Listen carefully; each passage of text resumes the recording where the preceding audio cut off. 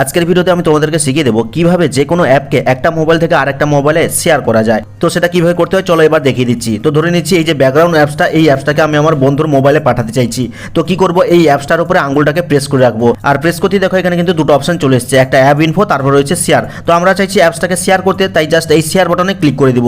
আর এই শেয়ার অপশনে ক্লিক করতে দেখো নিচে কিন্তু অনেকগুলো মাধ্যম চলে এসেছে তোমার এই অ্যাপসটাকে শেয়ার করার জন্য। তো নর্মালি আমরা সকলেই কিন্তু হোয়াটসঅ্যাপ ইউজ করি, তো এই হোয়াটসঅ্যাপ অপশনে জাস্ট ক্লিক করবে। এরপরে তুমি যেই বন্ধুটাকে অ্যাপসটিকে শেয়ার করতে চাইছো সেই বন্ধুটাকে এই লিস্ট থেকে খুঁজে বের করে নিবে।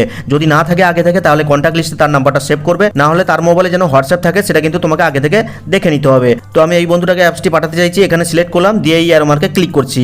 আর ক্লিক করতেই দেখো এরকম ইন্টারফেস চলে এসেছে, আর এখানে লেখা রয়েছে দেখো বেস এপিকে, এবং তার ফাইলের সাইজ কি রয়েছে সেটা কিন্তু দেখাচ্ছে। তো ফাইনালি কি করবে, এই সেন্ড আইকনে ক্লিক করে দিবে, আর ক্লিক করার কয়েক সেকেন্ডের মধ্যে কিন্তু অ্যাপসটা তোমার বন্ধুর কাছে চলে যাবে। তাকে কি করতে হবে, জাস্ট হোয়াটসঅ্যাপটাকে ওপেন করতে হবে, এবং ওই অ্যাপটার উপর ক্লিক করলে কিন্তু ইনস্টল বাটন চলে আসবে, ওখানে ক্লিক করলে কিন্তু তার মোবাইলেও ইনস্টল হয়ে যাবে।